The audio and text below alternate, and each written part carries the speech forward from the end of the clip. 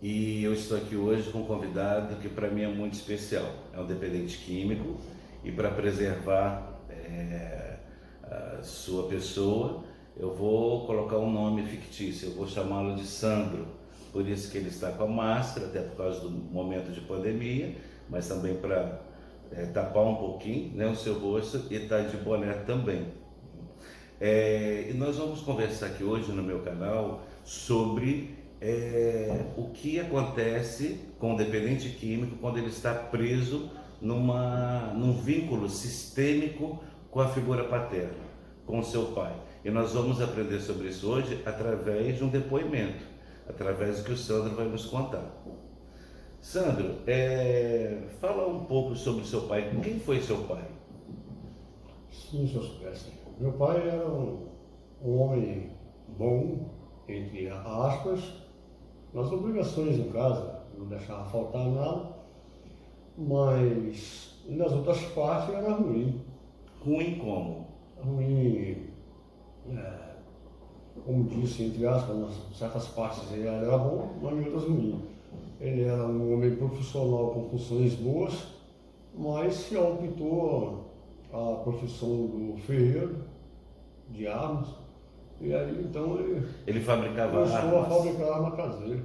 armas clandestinas no caso. Exato, clandestina. Ilegal. E concertos de armas também. Fabricação e concertos. Uhum. E ele fazia mau uso dessas armas? Sem dúvida, porque eu presenciava ali, né? Então ele fazia algumas quantidades de arma e fornecia para as pessoas que procuravam ele. Assim, diversos tipos de pessoas, a qual não preciso citar nome. Então, ele fornecia certos tipos de arma caseira que ele fabricava, tanto cartucheiras quanto socadeiras, que eles chamam de gravinotes, né? Gravinote. E também as cartucheiras e os concertos que ele fazia de revólver. E você convivia nesse meio? E eu vivia com ele. Que idade você tinha mais ou menos? Desde os meus 10 anos de idade eu comecei a presenciar. Dos 10 não, dos 9 os 12 anos de idade eu presenciei. Ele tinha algum problema de vício, de álcool ou de droga? Ele bebia muito, fumava muito cigarro, sabiá e fumo de rolo. Então ele vivia muito nesse universo de armas e de bebidas, De armas e de fumo. E de fumo. E você vivia nesse meio? Sim. Sim. E como que seu pai morreu? Isso é muito importante a gente saber como que foi essa morte do seu pai. Meu pai morreu o seguinte, ele tinha um problema com um primo primeiro dele. Esse primo primeiro dele, assim, eles tiveram um problema, e aí então esse primo jurou ele, eu vou te matar um dia, mas eu vou te matar. E isso ficou nessa jura. Devido a um tempo, ele chegou para cobrar. A desculpa que ele deu foi, eu vim te cobrar uma botija ali. Uma botija de gás. Isso aí. Mas para mim isso foi uma desculpa, como eu sei que foi uma desculpa, porque eu conheço, né, a história toda do meu finado pai, a qual o problema que ele estava na vida. Nesse meio aí desse universo aí que ele criou aí de Ele matou o seu pai por vingança, no caso. Por vingança, por causa do desacerto que eles tiveram. Sim, sim. E o seu pai, antes de morrer, você havia me dito que ele te fez uma pergunta. Como é que foi essa pergunta antes do seu pai morrer? Sim, meu finado pai. Você tinha que idade nessa época? Eu tinha 12 anos de idade. Com 12 anos de idade, o pai fez uma pergunta para o Sandro. Qual foi? A pergunta que meu finado pai fez foi o seguinte. A pergunta foi se eu vingaria a morte dele. Que era para me dar para ele apenas uma das duas respostas, um sim ou não, sem interromper, eu só tinha 3 chances. Ele sabia que ia morrer, não ia demorar não. Mas você não sabia do problema até então? Sim, já sabia. Já sabia do problema? Eu já sabia que ele tinha esse problema. Eu sabia que De ele tinha esse ameaça, problema de alguém querendo matar. por causa de um problema que ele tinha. E você com 12 anos de idade, você se sentiu pressionado em ter que dar uma resposta de sim ou não em vingar a morte do seu pai. Exato, eu me senti. E qual foi a resposta que esse menino de 12 anos deu para o pai? A resposta eu não dei de imediato não. Eu só tinha 3 chances. Eu interrompi ele 2 vezes querendo saber o porquê, qual motivo. Mas eu já sabia, dentro de mim eu já sabia. Porque eu presenciei tudo da vida dele, ali, entre esses 3 anos, do 9 até os 12, eu presenciei tudo. Então, eu só queria ter uma certeza dele, para mim ter uma certeza. Mas eu dei a resposta para ele, foi um sim. Mas na minha mente ali eu ficava, pô, é meu pai. Não tem como eu dizer para o meu pai. Ou seja, por fidelidade ao pai, né? Exato. Por um amor fiel, né? Fundamentado numa pressão, né? De obediência, você teve que dar o sim. Sim, E dentro eu da sua alma, e eu lá imagino dentro, isso. lá no fundo da sua alma, esse sim existia ou não? Olha, existia numa certa parte, sim.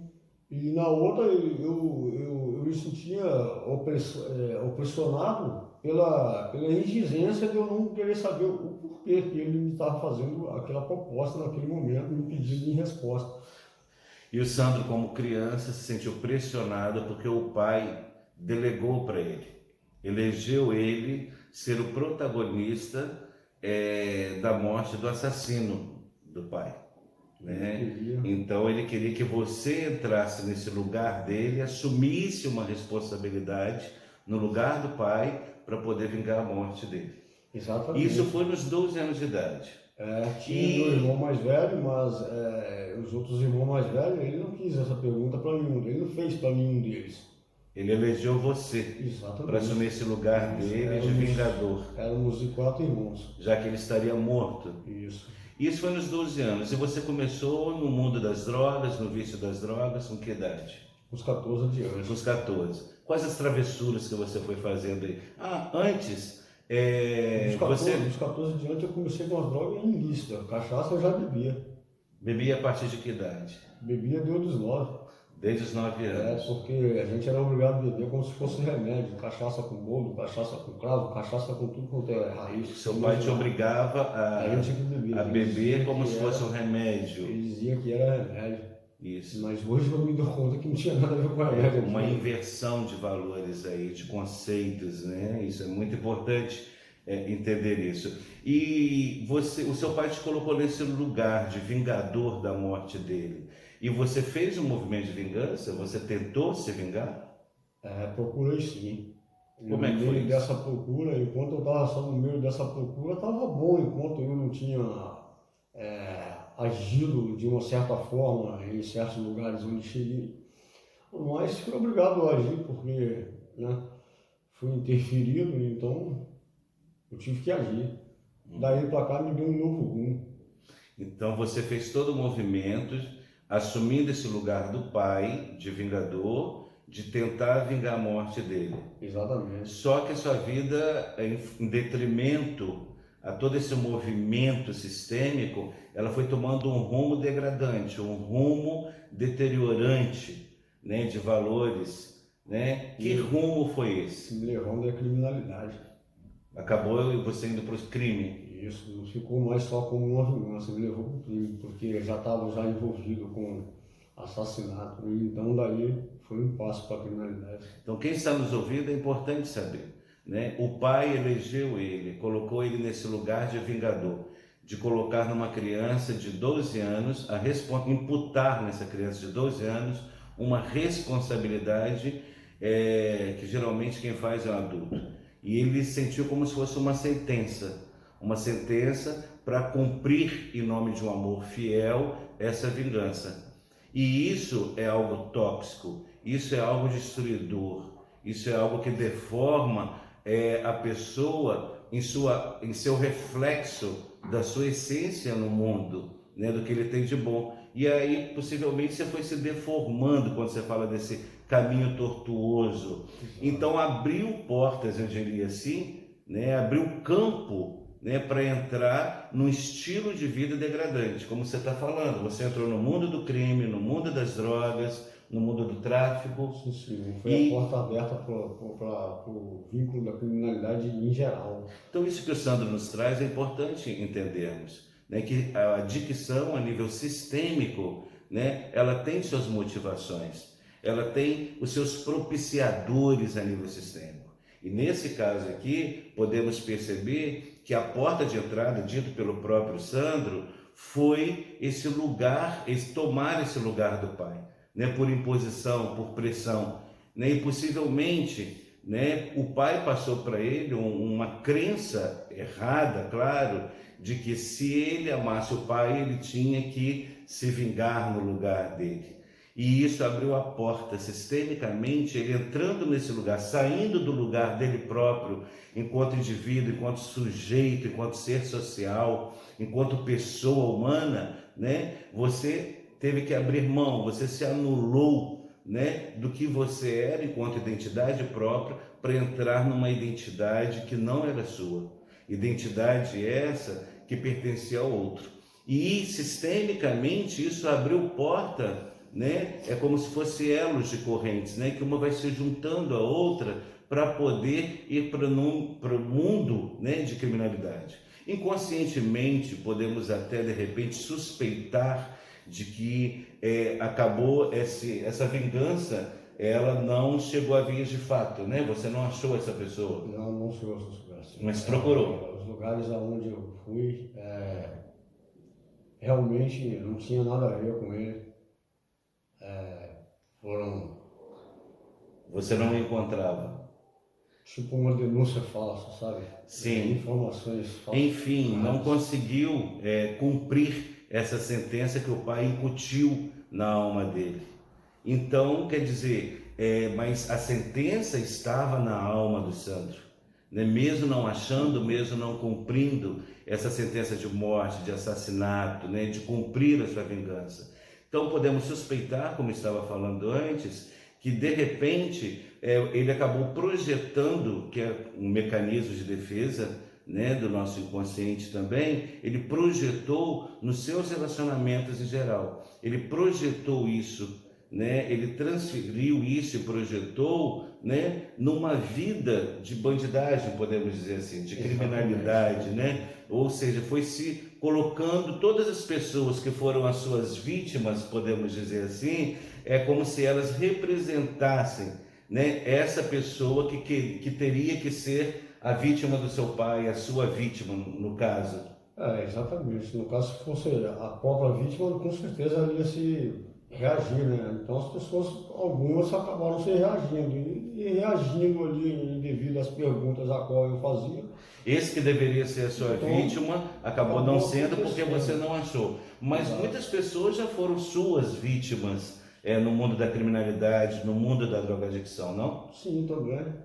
Teve muitas pessoas. Exatamente isso que o inconsciente faz. Ele começa a projetar em todas as situações. E a dependência química, a doença adictiva e a identidade adictiva, né, que faz parte dessa doença adictiva, né, ela tem as suas dinâmicas. E aqui, no caso do Sandro, nós podemos ver uma dinâmica sistêmica, onde ele acabou projetando, né, de uma forma inconsciente em outras pessoas a figura, né, deste senhor que matou o pai dele, né, com uma forma de vingança também, né? E resolveu projetar isso nas pessoas. Te ajudou em alguma coisa?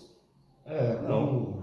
Como o Silvestre acabou de dizer, acabou isso sendo projetado em vida de outras pessoas, porque teve certas pessoas que acabaram se imobilizando com a minha história da minha vida, amigos ali no crime, ou não, estou nessa junto com vocês, chegaram até alguns desses amigos, né, entraram comigo nessa procura. Interessante isso que o Sandro nos fala, né? Dentro do campo sistêmico dele, né, existia esse movimento, esse fluxo de vingança, né, sendo ele legitimado para ser o assassino da pessoa que matou o pai, né? E como os sistemas, eles vão se encontrando, os sistemas de cada pessoa, né, eles se encontram, eles também se atraem.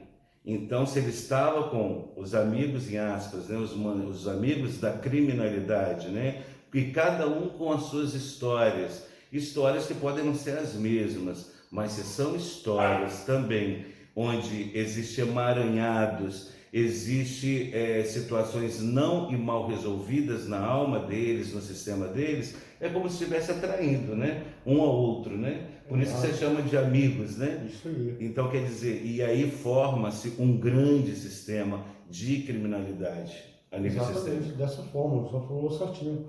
Um conta uma história da vida, outro da história, outro foi abandonado pelos pais, outro foram obrigados pelos pais, outro era maltratado, tipo cativo, dentro de quarto, e por aí vai indo. Então, ele ganha um espaço na malandragem com a sua versão da sua vida. Não estou dizendo versão, mas é uma história verídica, né? Muito Na bem. qual ele conta e ele acaba sendo adotado pela criminalidade. Dentro do peito dele já tem aquela vontade de ser um homem vingador, fazer vingança. Então, a própria criminalidade acaba adotando essa pessoa. Muito bem. O Sandro está nos falando do universo da criminalidade. Então, cada um com as suas histórias, como o Sandro está nos colocando. E cada um que é adotado no mundo, no universo da criminalidade, também tem seu sistema, também tem seus emaranhados e que traz consigo emoções dolorosas, né? Emoções tóxicas. E essas emoções entre vocês vão se encontrando e uma se adaptando à outra, né? É como se fosse uma colcha de retalhos, onde um se gruda ao outro, se cola ao outro, para se fazer uma extensão maior, né? Por isso existe o grupo, né? A máfia, o tráfico, né? Existe todo um sistema, diríamos assim, socioeconômico, cultural do tráfico, que é uma dimensão, mas precisamos também entender que acima, que além dessa dimensão, existe essa dimensão sistêmica, onde cada um precisa ser olhado com cuidado, com carinho. Então, eu digo a você que está nos assistindo aqui hoje, a partir do depoimento do Sandro, a importância, né, de que já que essas pessoas foram adotadas, né, pelo mundo do crime, e foram adotadas justamente porque elas estavam volúveis, elas estavam susceptíveis, porque o seu sistema, né, de alma interno estava um sistema mal resolvido, estava com seus emaranhados, estava tendo que sair do próprio lugar enquanto ser existencial para tentar cumprir em nome de um amor, né, ingênuo, algo que era uma pendência de seus pais, né, ou de gerações anteriores, e haver uma inversão, né, de papéis aí. Então nos cabe procurar nós adotar essas pessoas, né? Nós fazermos um movimento de adoção. E de que forma adotar? Não é adotar pela via da codependência, não é adotar pela via da ingenuidade, mas é adotar no sentido de apresentar para eles que eles podem ter um outro caminho, eles podem reorganizar o sistema deles que está embaralhado, que está misturado, que está desorganizado, que está desarmonizado. Mostrar para eles que existe luz para eles funcionarem de uma forma diferente, para eles encontrarem a própria essência divina dentro deles, né? E eles perceberem que eles podem. Então, essa é a nossa mensagem hoje aqui no meu canal. Eu espero que isso tenha te ajudado. É uma história realmente impactante e que precisamos refletir que, além do que nós vemos a nível do dependente químico, além do que nós vemos ou sabemos também do sistema do tráfico, né, do sistema do crime, existe um outro sistema e que precisamos estar atentos, que é um sistema muito maior. É o sistema que está na alma dessas pessoas, que nós precisamos ter esse olhar com uma sensibilidade maior, uma sensibilidade mais humana, mais afetiva e também técnica. Muito importante e muito bom. Eu espero que tenha ajudado vocês no vídeo de hoje, né? E pode fazer os seus comentários, compartilhe o nosso canal para as pessoas que você conhece, para que possamos continuar ajudando muitas pessoas. Um grande abraço e tudo de bom.